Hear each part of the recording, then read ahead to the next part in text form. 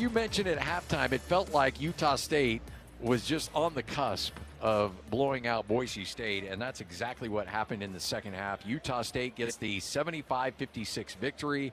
Again, Boise led by as many as 7. It was 21-14. Aggies go on a 9-0 run, take the lead back, and then it was pretty much all Utah State from there on. As defensively, this was the best defensive performance of the year by the Aggies. Yeah, by far. Just the level of intensity, probably, 6 minutes. Boise State didn't score in the final 5:41 of that first half. That's where that game was determined, in the sense, Drake Allen, MJ Collins, the tip of the spear. I want to talk to Jerrod about this, but just making those guards so uncomfortable. And, Drew Fielder, he got 2 threes off, but both were contested. The second was really contested. Boise State got nothing easy after the first, 3 minutes of the game. After that, they had to work for every single point that they got, and that's why they scored 56 points. And granted, 9 of those came on threes in the final 2 minutes of the game when it didn't matter. I think they were at 36 with like 4.5 to go or something like that. Utah State defensively was elite tonight. Today's post-game show brought to you by Farm Bureau agent Brandon Jensen. Give him a call right now, 435-752-4800. It's your future. Let's protect it. Let's take our first break. Utah State gets the victory by 19 over Boise State, 75-56 on the Aggie Sports Network from Learfield. Need a great deal near USU? Mention Aggie 79 and score a room at the Baum Motel for just $79. Enjoy charming, homey hospitality in downtown Logan. You'll love the clean, spacious rooms and friendly, attentive staff. Take advantage of free breakfast, free Wi-Fi, and a seasonal outdoor pool. At that price, it can't be beat. $79 rooms with Aggie 79 at the Baum Motel. Value every day of the week. Call 435-752-5220. That's 752-5220. Hi, this is Emily with Serenoni. Life is made of moments, big ones, small ones, and the meaningful moments in between. At Serenoni, we make incredibly soft blankets that bring comfort, warmth, and connection into everyday life. From welcoming new babies to cozy nights at home to thoughtful gifts for the people you love. And when you want to make it extra special, we offer personalized embroidery too. Shop online at Serenoni.com or stop by our showroom on 10th West next to iFit. Wrap them in love, wrap them in Serenoni. We're talking with Tyson from Mountain Valley Heating and Air Conditioning about air quality. Yeah, I think a lot of people would be surprised to learn that the air inside your home is 5 times worse than the air outside. So Tyson, what can people do? We install steam humidifiers into homes. Steam humidifiers use 1 gallon of water per hour, and they use 100% of that 1 gallon to humidify the air in your home. So if you call Mountain Valley, we'll come out and do a free assessment and see if it's a good fit for you. The phone number is 435-753-5170.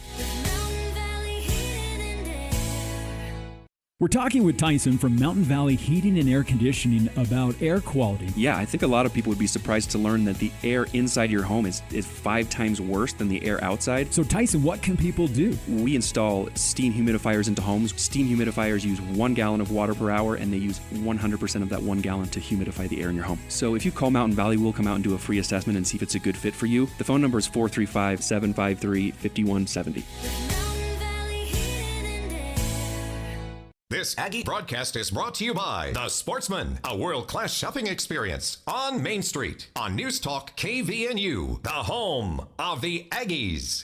56 the final in this one. Utah State gets the blowout victory over the Broncos, gets the season sweep, and the Aggies now improved to 23-3 on the season and 13-2 in Mountain West Conference play. And the head coach of the Aggies, Jerrod Calhoun, joining us for his post-game conversation. And Coach, defensively, it really felt like you guys put on a clinic there, especially in the second half. Yeah, it was the best one I've been a part of in a long, long time. To hold a team that came into the game, number 2 in the league in offense, 82.5 a game. They were 5th in the country in their last 9 games scoring the basketball. So we really wanted to stay connected throughout possessions, finish possessions, with rebounding the basketball, and I thought there was a ton of guys you could give the game ball to. Mason carried us in the second half offensively, but I thought Zach Keller and some of those guys off the bench were unbelievable. But a lot of guys gave great efforts tonight. You mentioned that. Sorry, Spencer. No, you no, mentioned go ahead. that Zach usually can only go about 2.5 minutes at a time. You ran that. He went 7. Yeah. I didn't get him out to the 13:30 mark. You ran that horse hard tonight. I mean, if he plays like that, that takes it to another level, Yeah. right? I mean, you can pick and pop. He and Gary, I've been saying all year, they can guard. Adlin can guard. To hold his team to 56, unbelievable. Shout out to the crowd. We got dumped on, this morning with this snow, and to see a sold-out crowd, people just so committed to this program. And, of course, the herd, I thought there was just a nice vibe tonight, and everybody that came in the game contributed. So, two things. Keller was aggressive offensively. He was looking for his shot. He was. I mean, where did that come? I mean, where did it come from? You know haven't seen it. what's kind of a shame? I only get to coach him 5 more regular season games, and I hope a whole bunch more after that. The thing with Zach Keller is he just needs confidence. His teammates absolutely love him. He's been coming, man, since the Wyoming game. He's been on a mission. Practice habits have been really good, and I think he knows we're inching toward a NCAA tournament berth, and that's something he's never been a part of. Colby King's never been a part of. We got all these freshmen that need to experience. They're just really committed right now, Spence. Our practices have been good. Our scout team is really, really good. Everything's competitive in the program right now, and the difference I've been saying between last year and this is the defense. Scotty, I just got to ask one more. Yep. You talk about defensively elite. It felt like around with 6-7 minutes to go, the tip of the spear just tightened up. It felt like Drake and MJ up top. No one could get comfortable. No, Dylan dribbling the ball for 23 seconds. No one could get comfortable. And they didn't score in the final 5 minutes and 10 seconds of the first half. And then it just carried on to the second half. I think we have some of the best perimeter defenders in the country when they're locked into the details. We talked about couple things going in this game. Like, if we want to win a league championship, get to the NCAA tournament, finish this thing better than last year, it's all about the details. It really is. What pick and roll coverage are you in? I thought Colby King, when he came in the game, very, very disruptive, turning guys end line to end line. It wears on you, Spence. Like, when you're a point guard like that, you're the only one handling the ball pretty much for them. Yeah. There's a lot of pressure on them. And I think Coach Jerrod, I've told him before the game, I watched like 8 games. I would been watching a lot of tape on these guys. He's been elite in his play calls. Tim Duria has been awesome. They've been executing, scoring, and Dylan Andrews has grown a lot for their team. They're going to be very, very dangerous come the conference tournament. They've lost an incredible amount of close games. They've kind of been snake bitten. But I thought Tim's play calls the last 8 or 9 games and his decision making. So we wanted to make it really hard on Dylan the whole game. Whoever was on him, really, really pressure the ball. And I thought we did a good job. He was 4 for 11, but more importantly, only had 2 assists. Yeah. Drake Allen may not have a big number in terms of the points, but he ends up with 6 assists, but more importantly, 0 turnovers. Yeah, I mean, Drake's his confidence. He's a little bit like Zach Keller, right? You've got to really spend time with those guys. Drake's going to be critical down the stretch. He's a senior. He's been in a lot of games. We had a team retreat, and before the year, all he talked about was we got to finish our season stronger. It really bothered him the way we finished our year out last year. So things that, you don't see, like, practice habits, leadership at practice, the huddles tonight. I thought Drake was elite in and out of huddles, huddling guys, and just his voice. Him and Mason got to really, really ramp it up. We go now 2 on the road, 2 very, very difficult places to play, 2 elite coaches, 2 elite teams, right? And we got to have 2 good days really late. Hopefully the guys can calm down tonight, get some rest, and, we'll be back at it tomorrow. There was a moment when you're down 21-14 and you're coming out of the timeout. Mason comes into the game, and he's making the motion like, hey, let's get it going. Let's get it going. And just those little verbal cues, you need that from your leaders. We couldn't make a 3 and we couldn't make a layup, to be honest with you. And sometimes it's, the other team. I thought we got great shots early in the game. I thought we would have scored 90, 95 if we would have played better in the first half. We had 30. We should have had about 42. We left a lot of points. Mace missed a couple floaters. But the thing about Mace is he doesn't get down. Like some players when they're not making shots, they'll get down and it'll affect their next. We just say play green. I was really proud of him, to hold them to 23 in the first half and struggle offensively. That's growth for us. That's a team that I told them at halftime, you have to be able to navigate through a game, win ugly, win pretty. Whatever the game takes, you got to find a way to win, and that's what we did. We just kept sticking with it throughout this game. We talked about that. It was a little bit of a different win in the sense the floodgates didn't open in transition, but the floodgates opened in the half court, which is very, very different. When you're sitting on the sidelines, I mean, the MO is, hey, they're going to grind, it's going to be ugly, and then all of a sudden a 13-2 run in 2 minutes, and the other team's not going to know what's going to happen. You guys, that's happening now. Do you feel when that's going to come in the game? Yeah, I mean, I think the thing of it is we have so many offensive threats, but it's the activity defensively on the ball, right? And tonight I thought we finished a lot of plays, tough rebounds. I mean, Fielder's massive. I mean, look at it. I mean, he's 7 foot. He's a big kid. Buchanan, really strong guy. The kid that has played really well for him is Parolin, the big kid. And his stats are, they don't show up, but he's physical in there. So finishing some of those tough rebounds and getting out, it was nice. And I thought Perryman, did a nice job. I wish I could have got him more minutes, but he will. And he's great. Like, his attitude is awesome. That's the thing about this group. They really sacrifice. And they know certain nights, some guys are going to play more minutes. They get it going. But I thought every time we put somebody in, we got good energy. Coach, I'd love to ask you more questions, but I got to save some because you're stuck with you me on a coach's show. You got to drive through this canyon. He's going to get Scotty. I'm going to be very, very short tomorrow, so I might bring Eric Hout and Johnny Hill. Let's go. Because my daughter, my 11-year-old, said, "Dad, are you ever going to watch me? Are you ever going to watch one of my games?" Oh, don't even show up. I know it's don't even show up. I'm going to do 10, 15 minutes because I'm not going to miss your game, but it's in Weber. It's we got no local games, so we're always driving to Weber on Thursday night. Wow. So. Hopefully the snow will be good so these little girls you don't have can to play. worry about Scotty driving home. He's staying at the Motel Maverick in Wellsville tonight. This guy puts in more miles than seat. anybody I've seen. I told him he'd stay in my basement, man. You're the best, Coach. Take care. Congrats. You were there. You watched the game.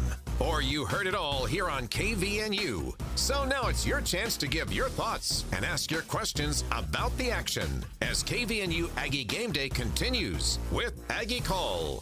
The phone line is 435-753-KVNU. The text line is 435-554-1175. It's KVNU Aggie Call with J.D. Walker and Stockton Jukes. It is 10:59, sitting at a chilly 20 degrees with some snow falling outside the KVNU studios. You're listening to Aggie Call on KVNU, 610 AM, 102.1 FM, Logan, Utah, and to Aggie fans around the world at KVNUtalk.com. Stockton Jukes, J.D. Walker with you, and your feedback on what you saw. The phone line open, 435-753-5868. That's 753-KVNU. The text line always open at 435-554-1175. At Stockton, wow. Kind of a big performance from the Aggies. And newsflash, we know this Aggie team can score, but I think we are seeing the beginning of an elite defense that Coach Calhoun is putting together. And I got to tell you, Stockton, with just 6 more games left in the regular season, this is the right time for this Aggies offense that shut down Boise State at 63 in KenPom.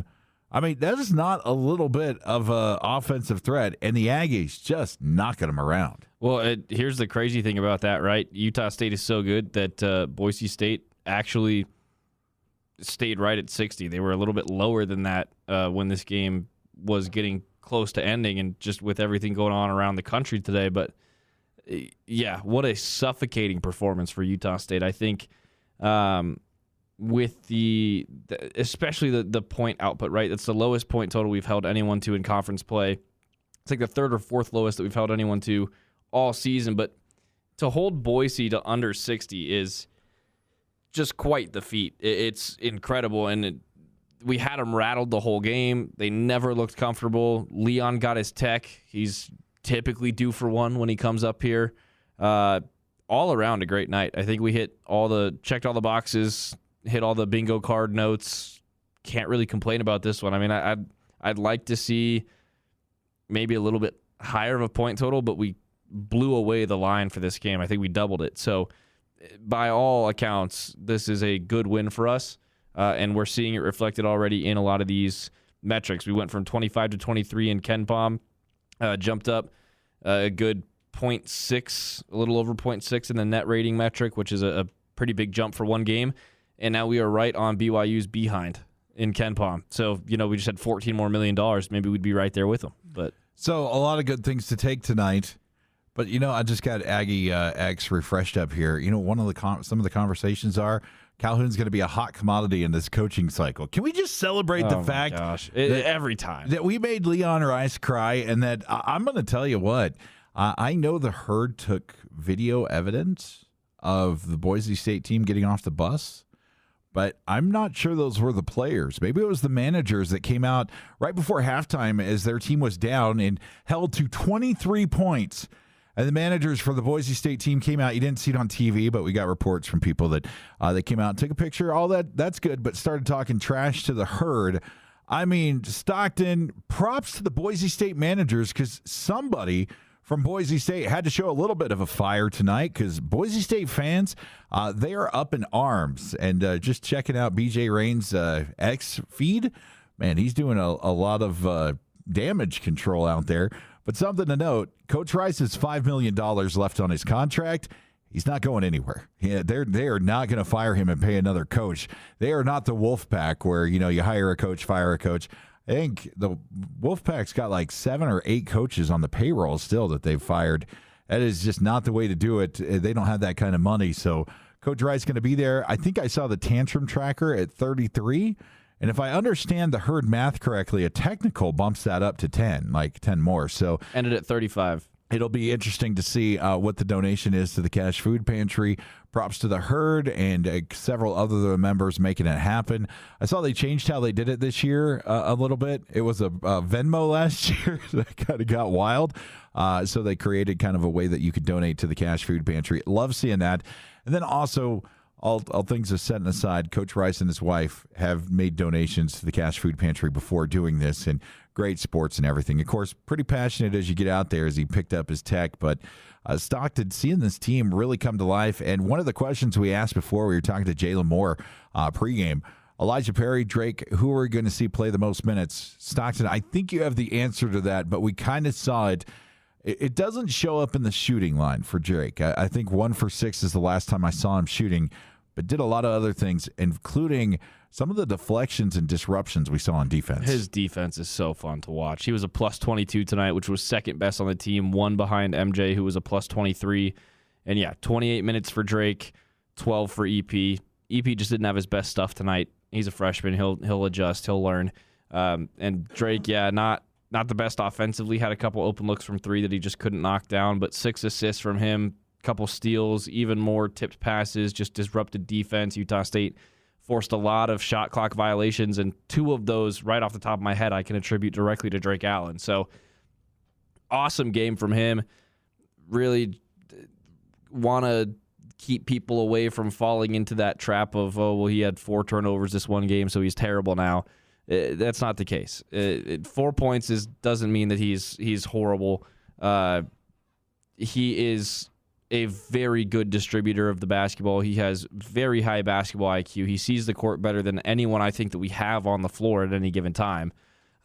So, if you're willing to exchange some of those turnovers for his super high assist output and that over 2-to-1 assist to turnover ratio on the season, then I think it's worthwhile. We saw it tonight. One of the things that caught my eye as I was cruising through X to check things out, Vic Sanders sharing something from kind of the perspective you don't really see, and it was on a whiteboard. During a timeout, he was able to catch it on the TV, or I think Vic was actually there in person, so he might have been able to catch it on it. But it shows a whiteboard, and the Aggies go for certain stats. One of those stats being assists. Tonight, we only got 14, still turned it around. But Vic pointing out, they got a screenshot of this, deflections. At this point, when it was posted just about an hour ago, 26. And Stockton, we saw this chaos that this Utah State Aggies defense does. Not everyone turns to a turnover, but man, it disrupts the cycle of the Boise State offense, and you saw that reflected in the score tonight. Oh, yeah. Again, just all those shot clock violations, tips, passes, disrupts your disrupts your offense if you're Boise State. It allows your defense to rotate over to shooters quicker because the ball's not getting where it's supposed to be as fast. Especially at this level of the game, timing is everything when you're trying to find open shooters, and Boise just couldn't get a clean look off for a lot of this game. The fact that they went through, one 10-minute stretch that spanned over the course of halftime where they only had one field goal in plus 12 minutes of gameplay, and then you get into the second half and they go another 7+ minutes without a field goal. Just suffocating stuff from Utah State. I think per Ken Palm, they're now the 35th best defense in the country and the 19th best offense in the country. We're playing our best basketball of the season right now, and we are a complete flip from where we were at this time last year. So I think whatever Calhoun did to this team after that 2-game skid, chalk it up to witchcraft or whatever you need to, but it's been incredible to see them turn this corner and be this consistent down the stretch after a lot of nail chewing that we had to do last year. We're also seeing, I think, the development of an identity of a Utah State Aggies defensive team. We know these guys can score. Like if MJ's got to light it up or Adlin, these guys can go off and score. But what really is going to become important to come tournament time in the Mountain West and hopefully beyond is a suffocating defense. I tell you, points off turnovers for the Aggies, 12. I mean, just a really dominating performance across the board when you look at it. The Aggies are really doing it. Kind of a weird setup. One of the magic numbers we talked about is that 15 assists. Stockton just barely getting there, 14, just under that number. But, 14 assists to 7 turnovers, we'll take it. Boise State kind of seeing the other one. The Aggies forcing, I think it was 12-plus turnovers at one time, 6 steals. That defense really making a difference when it comes to scoring and the point differential. I think one of the really scary things, too, that you have to keep an eye on if you're the rest of the Mountain West and the rest of the country, we've talked ad nauseum about 15 assists. That's the magic number for Utah State. If they don't get to 15, it's going to be scary. If they do, they're 18-0, 19-0, whatever it is now. They're now 4-3 with under 15 assists. They had 14 tonight. So it might be a developing to look at that stat. Also, this is going to be, when you look at margin of victory when they're under 14, it's like 0.03. So it's a razor thin. It's 19 tonight. Yeah, so the Aggies dialing up a little magic there to see, hey, if you're able to turn the screws on defense a little bit and you pass the ball, okay. The first beginning of the game, we did get a little stagnant. It was close, but the MO of this team is to just kind of come out. You do the first couple of rounds, you trade some blows and stuff, you keep them close, and then once you've studied their opponent, you know what their game plan is, then you start laying in some hooks and uppercuts and some setting up some 1-2 combinations, and that's what we're seeing this Utah State Aggie team. They'll keep people close, get kind of a read on it seems, Stockton, and then we're seeing Coach Calhoun and the guys. We're seeing them just go through the second half and snap some necks. Yeah, we've talked a lot about volatility this season as well, too, where Utah State's been a very volatile team. This is why if you have this team on your schedule, if you're projected to be near them in the bracket in March, you've got to be paying attention to this because the volatility is starting to go away. 14 assists, you get out-rebounded by 5. Pretty slow offensive game by Utah State standard this season, but still 55% from the field, 38% from 3, 69% from the free throw line, which is not great, but you only shot 13 free throws, and you still won the game by 19 against a team that you've only swept twice in the last decade. So this is, again, I think we're playing our best basketball, not only of this season, but of the last few seasons right now, and that you're peaking at the perfect time. This is exactly what you want when you're getting the season started in late November. You're thinking, okay, a slow build up to mid-February and then just an explosion of your best qualities. That's exactly how you want the season to play out. So I think if we can get on the road and get some quality road wins in the next week and a half, we're going to be in a really good spot. We're going to go ahead and take a break here on KVNU Aggie Call. Coming back after the break, we'll get to your text. The text line stacking up, 435-554-1175. It's after 11 o'clock. I signed on the air at 6 a.m. this morning. Got to make sure I don't give out my cell phone number. If you want to hit us on the phone line, 435-753-5868. That's 753-KVNU. Coming back with your feedback after the Aggies' big win up at the Spectrum. Also letting you know, checking the Utah Department of Transportation, looking through Sardine Canyon. There is moisture on the road, but it looks pretty clear. It looks like it's been sanded and plowed. It's good to go. You get a little bit of snow during the back end of the second half, so it is slick out there and sitting at 22 degrees, so it is going to be icy, but it looks like UDOT and Cache County road crews have got things under control. Just be safe driving home. Taking that break, coming back with more Aggie Call up next.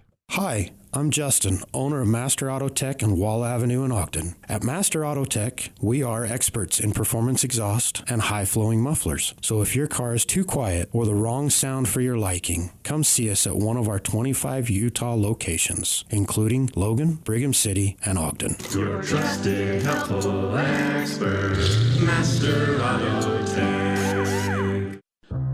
For more than a century, couples have shopped at S.C. Needham Jewelers. Known for a large selection of beautiful diamonds, we now have both natural and lab-grown diamonds. You are sure to find a diamond engagement ring that will fit your budget. The possibilities today are endless as you select the perfect ring. Show her you'll cherish her forever with a diamond, either natural or lab-grown, from the store where Utah gets engaged. S.C. Needham Jewelers, middle of the block, at the sign of the clock.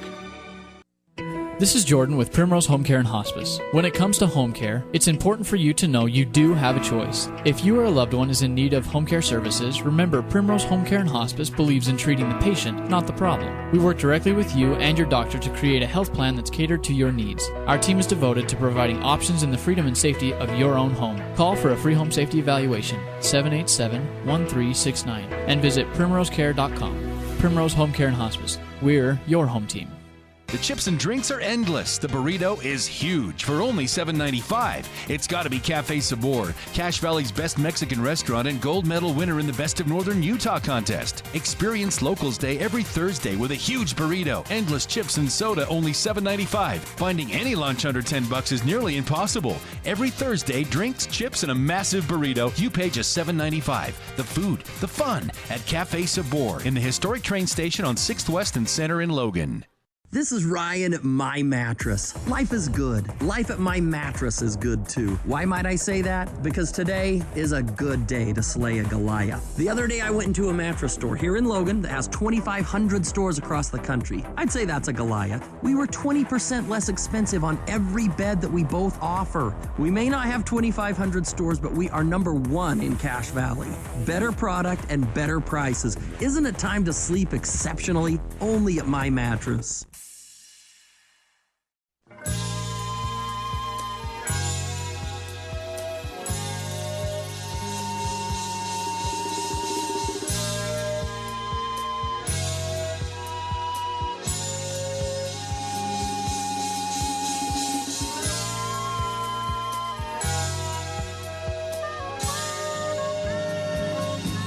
KVNU Game Day is back with Aggie Call. Call 435-753-KVNU or text 435-554-1175.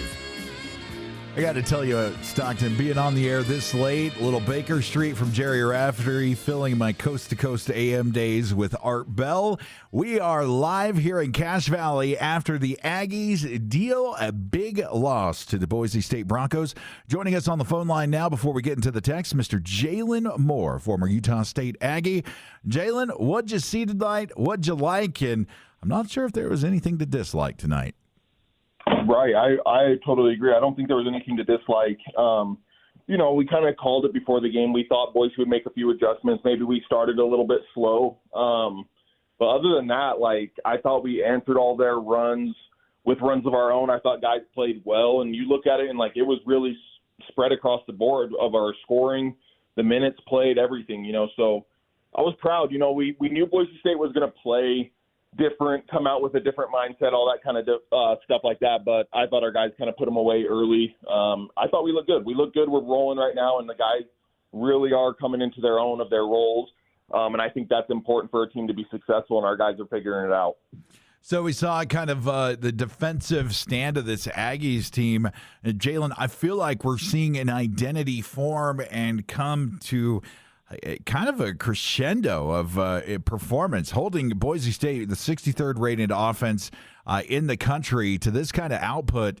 I think we're seeing a defensive identity from this Aggie team. And I don't know about you, but come tournament time, I know these guys can score. I know MJ, Mason, Adlin, everybody can get in. Even Carson, the guys can score. Kobe King, we got scorers. But being able to play defense come tournament time, Jalen, I'm pretty excited about that. How do you feel about the identity of this team developing throughout the season? Yeah, I definitely agree. And obviously the games against Wyoming, games like that, we know Calhoun wasn't satisfied recently with the defense, so I'm sure they kind of harped on that a lot in practice, went over some film. And I kind of was expecting him to come out and do some things differently and look better defensively, but not obviously holding Boise State to 56 points. So I think obviously Calhoun's going to be very satisfied with that. I think the guys are going to be satisfied. And to just go off what you say, I think obviously, like they say, defense is going to win championships, so we need to be solid defensively. But obviously in this day and age in basketball, you need guys that can put the ball in the hoop as well, and we got those. So if the defense comes along with that, I think we're going to be a tough out, especially in the Mountain West tournament. All right, Jalen, that wraps up the homestand for these Aggies. They take a couple days rest. You got Thursday, probably leaving for Reno on Friday. You got a late start Saturday night at Longer Event Center. Of course, the Wolfpack just suffered a kind of a just stunning loss to San Jose State. The Aggies going to be favored in this one, but anything can happen in Mountain West basketball. But what are your first thoughts here of the matchup against the Wolfpack coming up this Saturday? Yeah, it's going to be kind of a different team we've seen. We obviously know we haven't seen them in a while. We played them towards the beginning of conference play, so I think both teams have actually changed a little bit. I think Nevada was playing and started pretty hot, and they've kind of settled down and mellowed out a little bit. And I think we've, just been the superior team the whole year. So I think that's going to kind of show again on Saturday. But I think it's another team where we got to make sure we take care of the ball, deal with their athleticism. Obviously, they're going to be hungry for a win coming off a loss to San Jose, and they did play us pretty well here in the Spectrum. So obviously and I know they did a good job on MJ as well, if I can recall. So I think there's going to be some things like that we'll need to work on. But for the most part, I just think our team's playing at a super high level, and we're going to be hard to beat, like you guys said, especially if the defense travels with us. Hey, Jalen, you get some sleep. Thanks for joining us late tonight, man. Yep, sounds good. I appreciate you guys. All right, we'll talk to Jalen on Saturday. Jalen Moore joining us every pre- and post-game here on KVNU. And now getting to the text line, 435-554-1175. Aggie Call on KVNU brought to you by Primrose Home Health and Hospice, exceptional home health care in the comfort of your own home, and by Daryl's Appliance. If you're looking for a new appliance, look no further than Daryl's Appliance on Airport Road in Benson.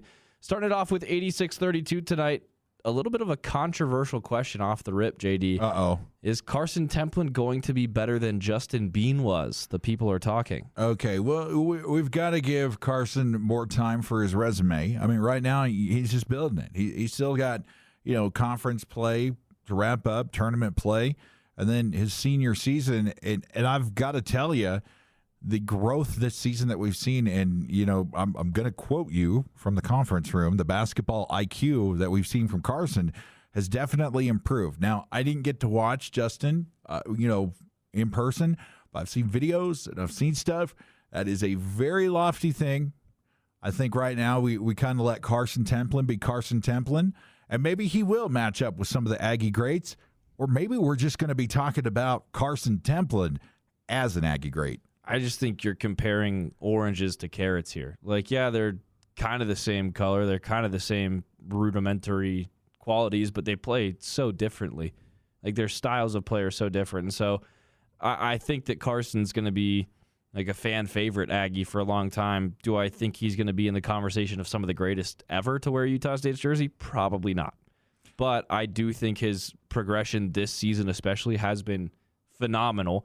And the energy that he brings to the Spectrum, the way that the fans will remember him, the students will remember him, like he's always going to be well remembered by Utah State.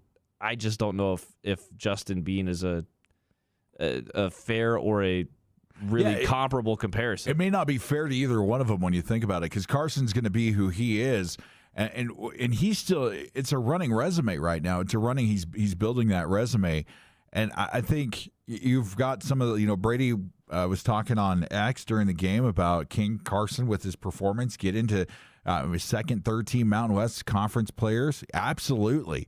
But one of the things to look at is that sixth man of the year.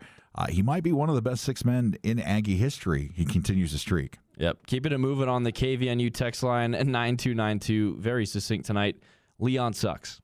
Very nice. I agree. Moving on. 1107. Love the Aggies. Love Calhoun's strategy and coaching style. Awesome to see the herd loud and calling out Leon.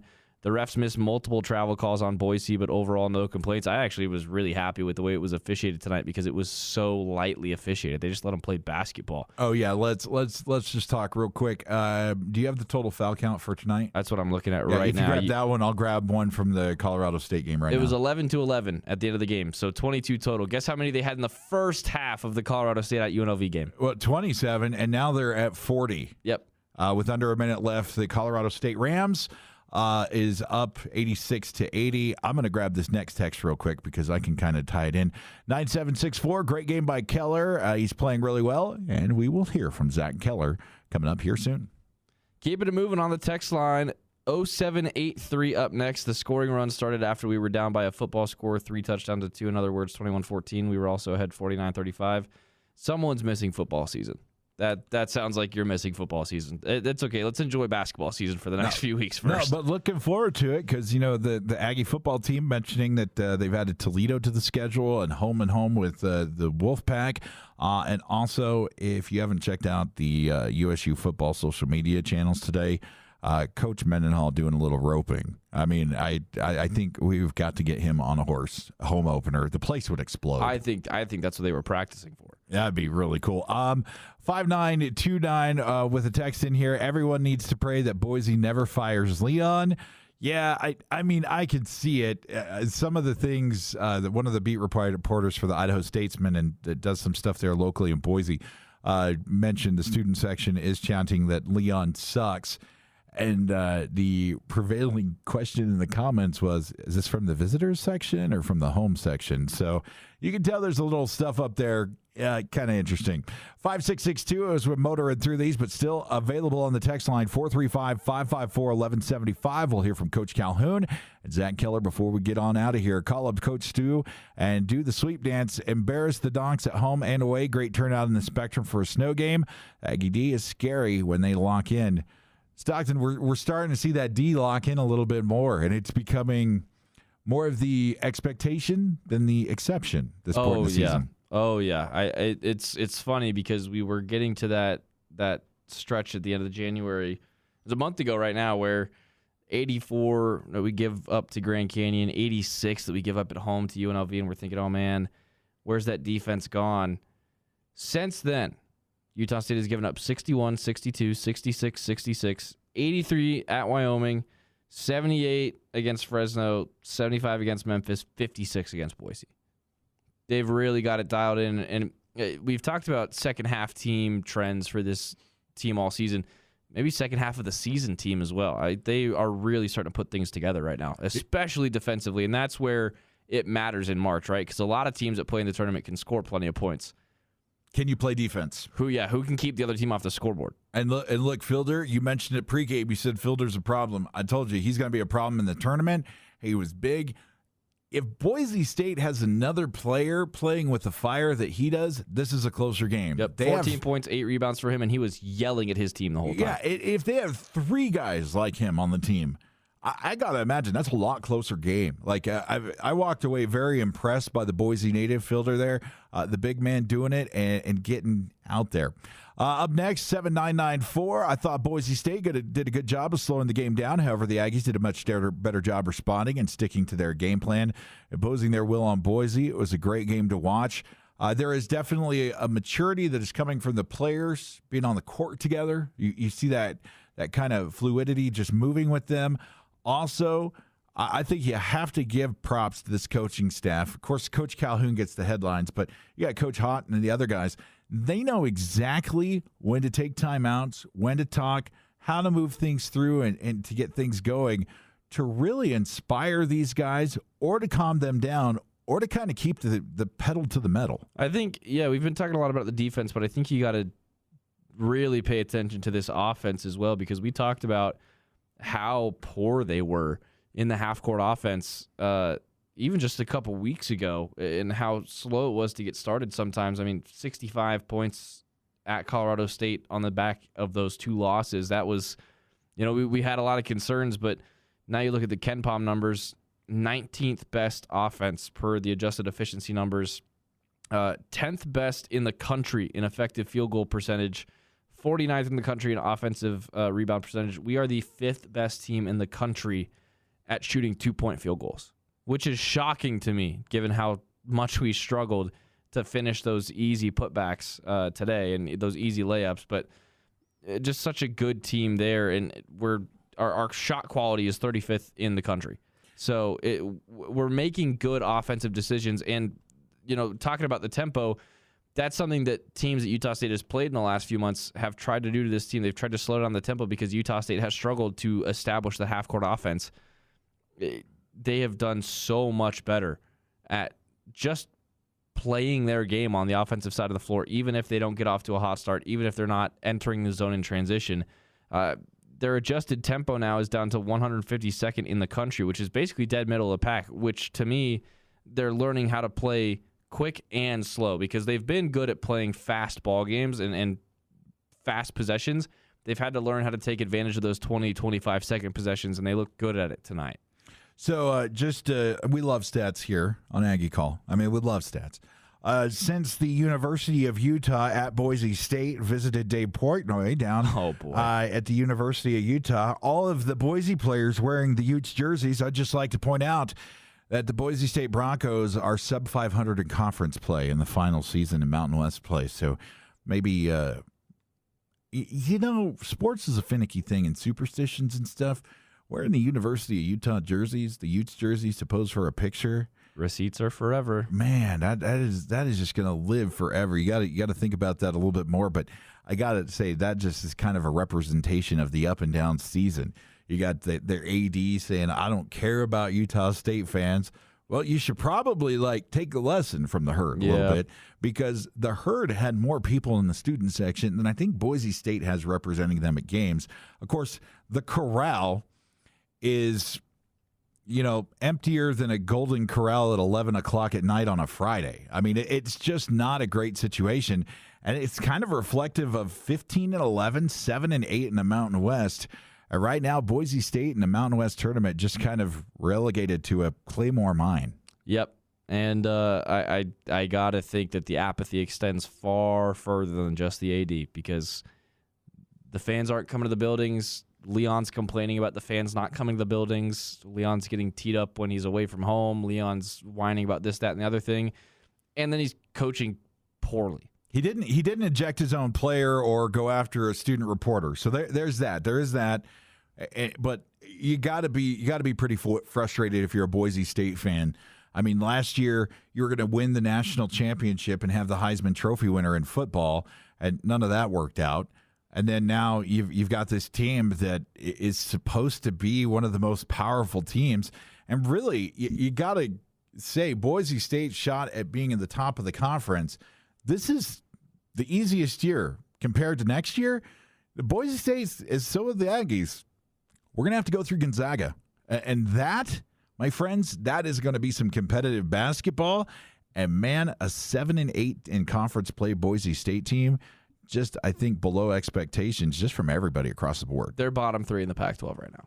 Yeah, it's rough. I think Washington State's below them because they have a student or they have a player that's been suspended for the team because he's got a temporary restraining order against him for another student athlete on campus. It's a nasty situation, but I think just performance-wise, based on everything, it's rough. We've mentioned Leon's got $5 million left on his contract. He's not going anywhere. No, I would put Texas State, I would put Fresno State, and I would maybe put Wazoo underneath Boise State right now. But they're they're in a bad spot. And I put this out on social media a little bit ago.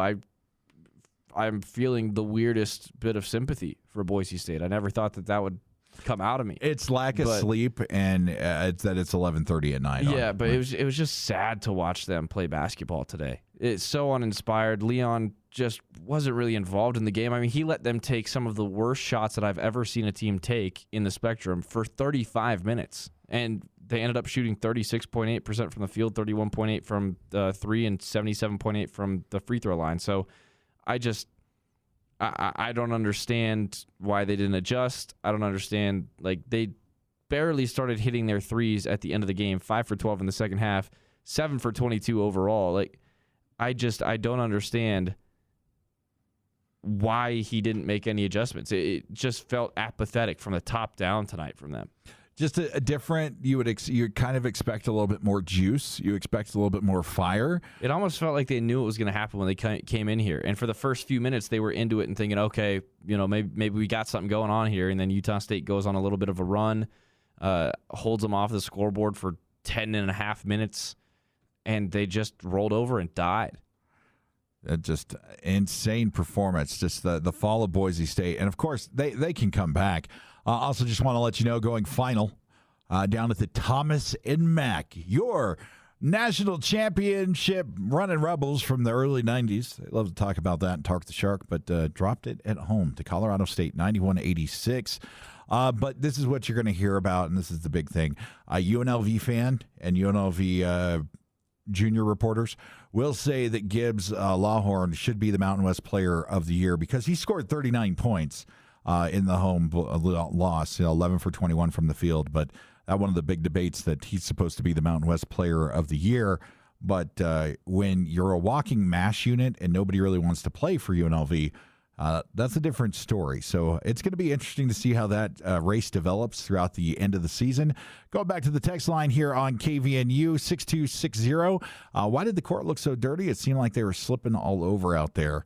I didn't really notice. I didn't notice that much either, but maybe the moisture, the snow, but they do a really good job at keeping that stuff clean. They keep it very clean. Sometimes it's just guys are sweaty when they play basketball. Maybe it's the tears of Leon Rice. That could be it. He was spitting and crying a lot. So 4178. What a game today. I still worry about Drake's struggles lately. I absolutely love Perriman's game. He needs more minutes. What are the odds we can keep him next year? I'm not really. The odds are the odds. May they ever forever be in your favor. I don't have any inside knowledge. The odds, like, it'd be just a guess. There's really nothing. I don't think Drake struggles. I think Drake commands the offense and plays defense.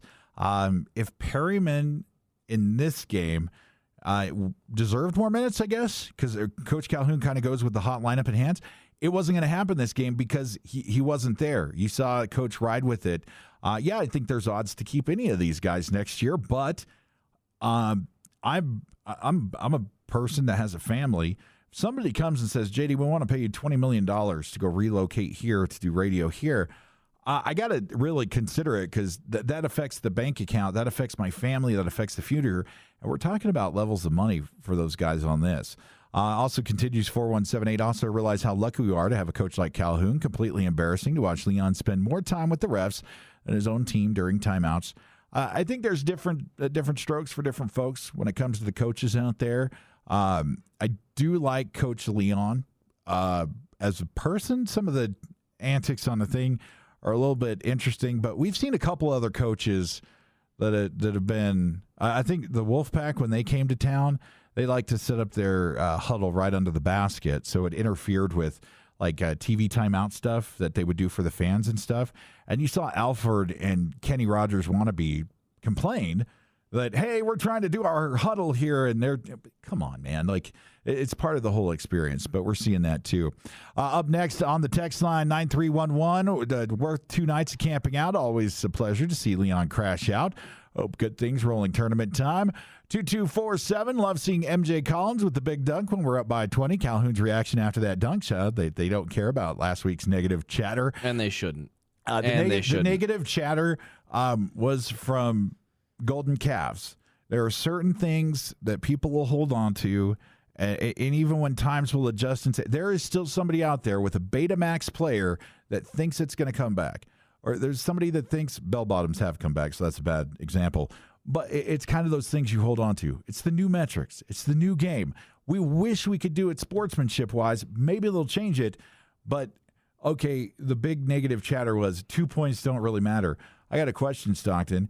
Would a 2 points more in 22 games throughout the season make a difference? Yeah, that usually raises your scoring average. Yeah, which is. You're going 2 points a game, so it's an extra 40 or 50 points. That's going to make a difference. Look, I'm all about sportsmanship, but at the end of the day, when you're playing basketball at this level with this much money involved and with this level of talent on the floor, you cannot be mad at a guy for finishing a basketball game. You can't. No. And to be mad at that is just, to me, emotional immaturity. Like you're getting upset about something and you're trying to blame the loss on other people, or you're trying to, whatever it is. Like, grow up and realize that these are adults playing basketball for a lot of money, and it's okay if they decide to score points during the 40 minutes that they're playing basketball, because that's what they get paid to do, and that's what they earn money to do. I think it's an odd kind of thing, because you even heard the broadcast say, I have nothing positive to say about that.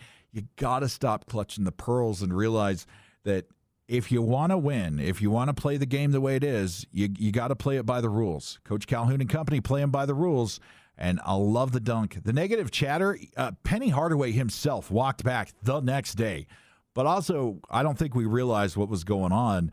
That North Texas game, they kicked a player off the team. He is gone, and Zach Davies met with Penny. I think he's been reinstated, but Memphis having a lot of struggles. Yeah, I think it was just a lot of emotions that got put into one place after that game because of the context of the game and the last 2 weeks for the program. That being said, we've talked a lot about, I hope Calhoun stays around. I hope Elijah stays around. People don't want to play and coach for teams that aren't interested in playing entire basketball games. They want to play for teams and coach teams that have a killer mentality, that will do whatever they deem necessary to make themselves look as good as possible. If that's 2 points at the end of a basketball game against a Q3 opponent, and you think that that's just something that you can dismiss, you don't have that killer instinct. And Utah State has that killer instinct right now. They're going to finish the job. And that's kind of the definition of how it is in college hoops now. It used to be sportsmanship. It used to be high school sportsmanship and stuff. And so that was before we were paying 19-year-olds $1 million a year. And I got news for you. There are NIL rules going into effect for high schoolers. There are Texas football players that are making millions of dollars as high schoolers. This is the new normal. And until there's some wild regulation to walk it back, I don't know if you're going to be able to get all those snakes back into a plane. But this is kind of the new normal. A couple more texts here on KVNU before we get into the post-game interview. Zach Keller, and we also have Coach Calhoun. 3919. Love seeing the Aggies take the win. Everyone looked great tonight. Really look good moving forward. Completely agree. 1027 said defense wins championships. These guys are really coming strong. One thing I noticed is the play of Kobe King. Coach has said that Kobe learns the offense. Once Kobe learns the offense, his game will get much better. I have noticed Kobe's a lot more comfortable on offensive plays with all the players. Thoughts? Stockton, I'm going to ask you to focus on offense, because defensively, I called him our Dennis Rodman. I'd be curious to know what his vertical is, because he was out rebounding Fielder and Carson and Gary. When he goes up for a ball, he just leaps and so talented, and we talk about his defense. But Stockton, what have you seen from Kobe on his offense the last couple of games? He is, what's a good comparison? He is this season's Diogo Brito for Utah State. What did you just call me?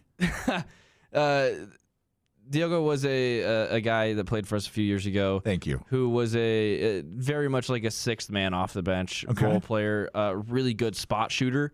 And so a lot of times he'll just be running around off the ball. He'll get himself into a corner and he'll rip a three and it'll look good. Only took 2 shots tonight. Both of them were from 3 and he hit one of them. So his offensive involvement is not as big as it may be being perceived, but I do think he's a lot like that role guy that's going to come off and take a couple quality shots and just make the defense think about someone else. I don't think he's a like a primary part of the offense right now. I don't think they're going to call a lot of their set plays around those shots for him, but he is absolutely a tool in the belt that you have to think about if you're the opponent. Couple final texts here on KVNU before we get into Zach Keller and Coach Calhoun. 8968 Stockton. I still don't feel bad for Boise. To each their own. Yeah. I don't blame you. 0512 with the final text of the night before we get into the interviews. 0512 with love the defense tonight. Love the applause when Calhoun brought in the subs to finish the game. Go Aggies. Absolutely agree. When it's Jordy Barnes time, it should be a successful night with that A blue on top of Old Mate. Coming up, the text line's still open at 435-554-1175. We got Zach Keller and about 10 minutes of Coach Calhoun coming up now here on KVNU. Yes. All right, we've got Utah State senior forward Zach Keller. We'll just open it right up for questions. Probably your best game, I mean, statistically, and I mean, just looking at the film you're looking at on the court. One of your best games in a while. How to feel having that kind of an impact, especially in a big conference game. It felt great. I was just trying to do what I can to help my team, and it just happened to be so that I was making plays early and then help my team out defensively, but it just, felt great. Yeah, you came in and scored the first, I think it was 7 points for Utah State. Just kind of what did you see there? Kind of open it up, step back at 3, and a couple of looks. Our teammates, we're all super close. We try and instill confidence in each other, and it's hard for it not to rub off on yourself, and so saw some looks early, and I decided to take them, and my teammates had my back, and whether I make or miss them, they're going to have my back, and same with my teammates when they go for those points, so just saw the opportunity and went for it. You drew kind of a tough defensive assignment with Drew Fielder. I know he had 14 points, but you need 12 shots to get there, so he did a pretty decent job of kind of isolating his impact on this game offensively. It's kind of what went into that for you guys. Just Skyrim Port, I mean, he's a great player. Obviously, I think the past couple of games he's made 5 threes. He's been really productive. So we knew that he was going to have a good game, and then we tried to limit, obviously, his makes, tried to stay in between rebound, and I think it all went to our scouting game plan. Did you have to remind Coach Calhoun that you can stretch the floor and hit some threes? Because we've seen it these last few games. We saw it at previous stops in your college career. We didn't see it as much in the first half of the season. I know Coach Manny gets on me sometimes to take the threes. Sometimes I pass them up, but Calhoun keeps talking about like this is kind of like my college career is kind of ending. So like I'm open. I know I can shoot it. So I mean might as well let it fly. And right now they're working. So when I'm open, I'm keeping going. Did they get on Gary as well? He only attempted 2 threes, but he just rose some fire on that one early in the shot clock there in the second half. Gary can shoot. He makes them in practice. We all got confidence in him. So I saw him open top of the key. I threw it to him. I knew he was going to make it. So I always got confidence on my players. With you guys, I mean, sorry. How has this, being your senior year, how's that changed your mindset here down the stretch? I think Calhoun talks about a lot. It's like kind of desperation a little bit. It's I only got so much of this left. It's gone by pretty quick, unfortunately. But it's kind of desperation. Like this is kind of my last go around. So just trying to give everything I got, leave no regrets on the court, whether I play good or bad, just kind of give everything I got. All 3 of you guys, you, Carson, and Gary, have all kind of been able to kind of recently shoot the 3 a little bit more and hit them at a pretty high clip. Just how does that open you up for all 3 of you in other areas of the court when you can do that? I think with us hitting threes, that makes the big on the other team have to step out and opens the lanes for our guards. And you see that a little bit tonight when they had to come on us and like the back doors for our guards or driving lanes open up a lot more with us making our threes. Might sound a little counterintuitive, but how much confidence does it give you guys when you can give up like 13 offensive rebounds, they only have 5-second chance points? It's like you give them all the chances in the world and they still won't convert. I think we get it to a lot of our toughness. I mean, we have to finish plays. We're not going to win a lot of big games if we're going to get out rebounded in the first and second half, I believe. I can't find the sheet. But, I mean, with the rebound margins like that, we have to be able to rebound. But luckily, with our defensive grit, just staying between trying to finish plays, that really helps us. But moving forward, we got to be much better on the rebounding aspect. Boise had shot, I think, 50% from the field in their 9 games leading into this one, like 40% from 3. Yes, I only think 36%. Just what went into just defending the Broncos as a whole, where they just couldn't make a shot for most of the game. Leading up to this, they kept telling us they're the, second offense in our league statistically. So, we knew that they were going to but we knew we had to lock in defensively, make sure to limit their attempts and makes, to make sure we finish plays. We got a little lucky in the finishing plays part of not letting them score a lot in the second chance opportunities, but they're a really good offensive team, and so we just stuck to our scouting report, what our coaches gave us, and that helped us out in the end of the day.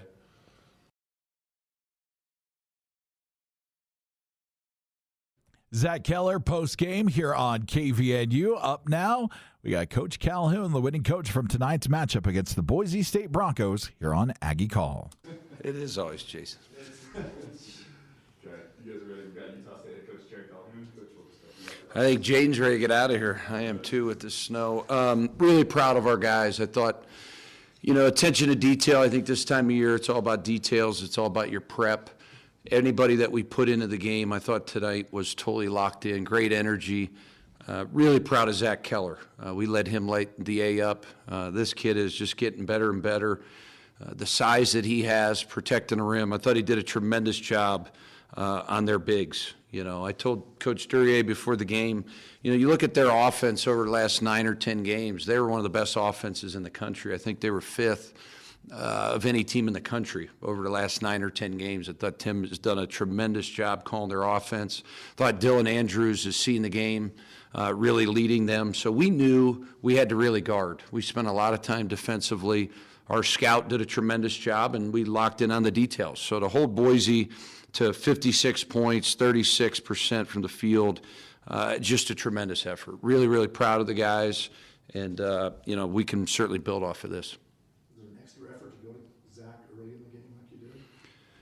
Not really, Sean. I mean, honestly, it's a shame, we only get to coach him 1 year, to be honest with you. I really, he hasn't played in the NCAA tournament, and you can see the sense of urgency that he has in his prep. He's done a tremendous job with Brett, our trainer. I think Brett's one of the best athletic trainers there are.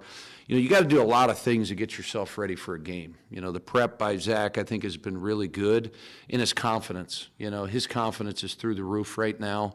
He's a wonderful kid. If he can do that, that gives us a whole nother dynamic. 6'10", making threes, jump hooking, protecting the rim was tremendous tonight.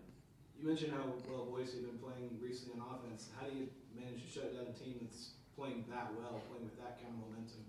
I mean, I think it's just really the details, Jason. Obviously, it starts staying out of rotations. I think Boise's really pushed tempo over the last 10 games. They're getting out and running, and they're going to be a very dangerous team in the conference tournament. I would not count this team out. It's a team that's older.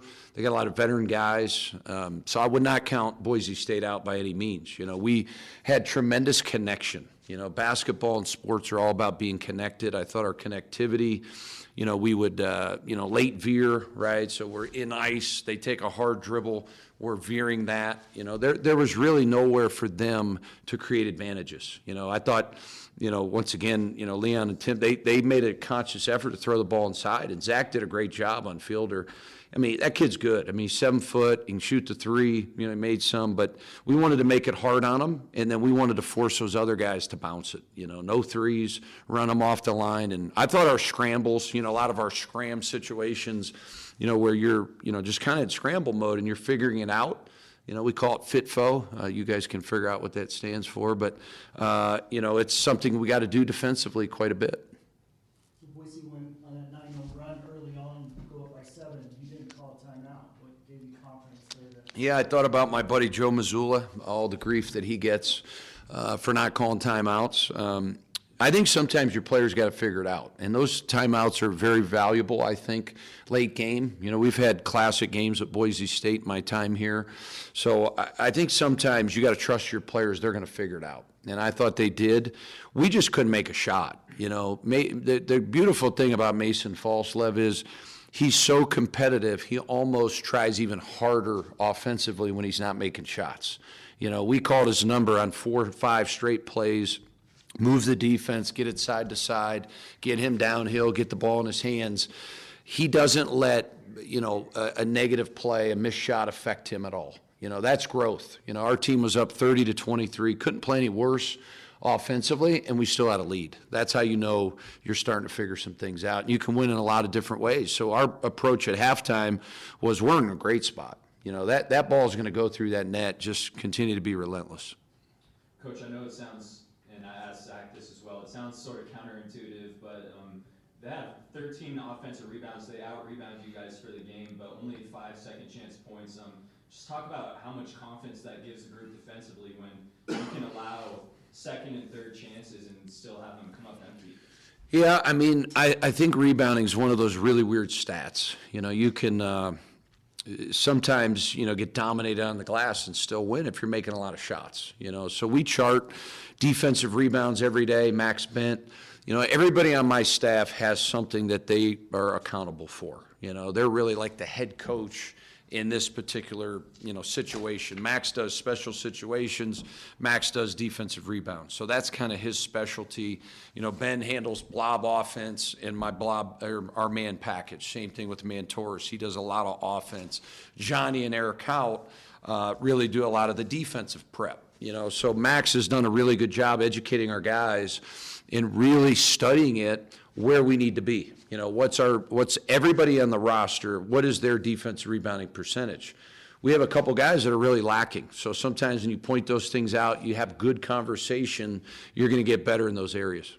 Talking about holding Boise State under their averages, that's something that you guys have done in a lot of your wins, is hold opposing teams under their averages. I mean, these last 9 games, I think they were 85 points per game, so that's almost a 30-point drop-off. Just what sort of goes into forcing these teams to play an offense they don't want to play? I mean, I think we have a lot of good defensive players. I think we have good schemes going into the game, studying the details, studying player strengths, a lot of film prep throughout the week. Probably watched 7 or 8 games, really dug deep into Boise, trying to figure out what's the best pick and roll coverage, what should we do in the post. There's a lot that goes into playing a game, just a 40-minute game. And our guys, they understand what's at stake, right? Like they totally get it. They've worked extremely hard, not just in the basketball department, but just with their relationships with each other. There was 14 guys hugging Zach Keller, messing with Zach in the locker room the late that A. Just encouraging him because they know what a big part of our team he is. And that's what a team is. That's what everybody talks about culture. Culture is just your actions daily. We have great daily actions, great prep, and I really think we have some of the best perimeter defenders in the country. I think Colby King really is an unsung hero. He really pressured the ball. MJ Collins really buys in the defense. Drake Allen did an incredible job, not only guarding the ball, but his communication in timeouts, coming out of timeouts on the court. Falslev's leadership has risen, right? The urgency around this program has really risen. So now we got to take it on the road. We did what we were supposed to do in the Spectrum, and you have to shout out our fans, right? Like we got like a foot of snow. This afternoon, I mean, my neighbor comes over with his plow. I'm out there with my shovel trying to get out of my driveway. And just to see the commitment to this program, walk in here, the herd sold out every ticket, 3,800 seats. And then our general public has been incredible. I think this is our 8th or 9th sellout of the season. It's really, really special. And the dedication to fight this snow. I saw a lot of people came in from Salt Lake. Now they got to drive back through the canyon, which is not going to be easy, and so does Tony. So, Tony, you need to get out of here. Jerrod Calhoun's post-game comments here on KVNU. Stockton Jukes, we got one final text on the text line, and I'm going to check out the traffic cam there to make sure everything's clear for us getting out of town. 8632 with a good point here just to wrap things up tonight. As an Aggie doomer myself, I don't understand why these people think Calhoun is leaving. All the openings are bottom feeder P4 jobs. He knows the history of Smith and Sprinkle. He will stay until a powerhouse opens, and at that point, can you blame him? Also, what are your guesses on what FITFO means? That one I will not be sharing. But as far as the... George Carlin taught me that there are certain words you can't say on the radio. The FCC, doesn't like, and Great routine. I imagine it's pretty in that ballpark. Yeah, that's if you haven't heard that from George Carlin, that's your homework tonight.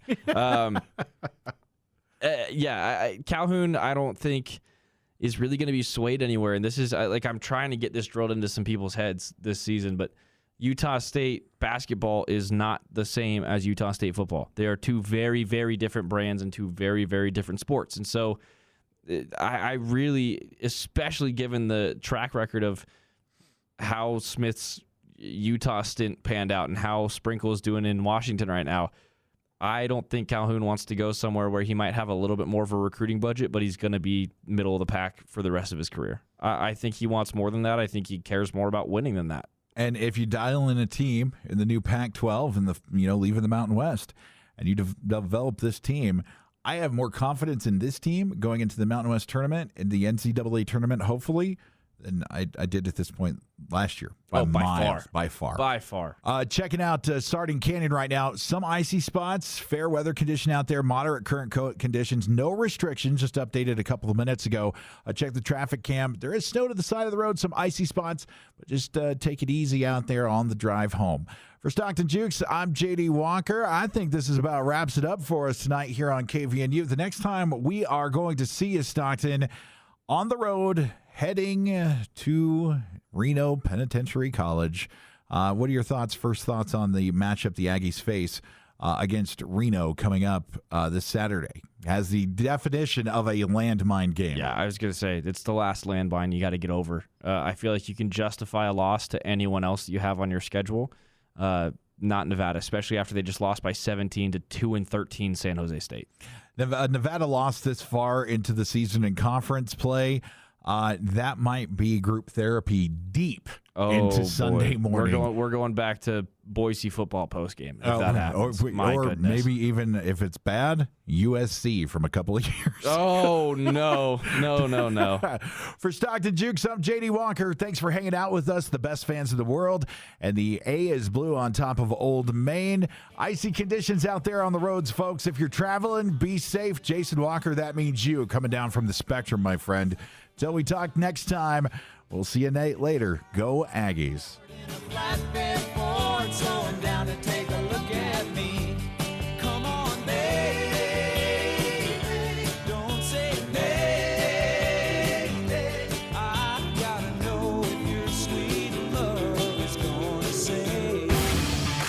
This Utah State broadcast has been a presentation of News Talk KVNU and the Cache Valley Media Group, the heritage home for the Aggies.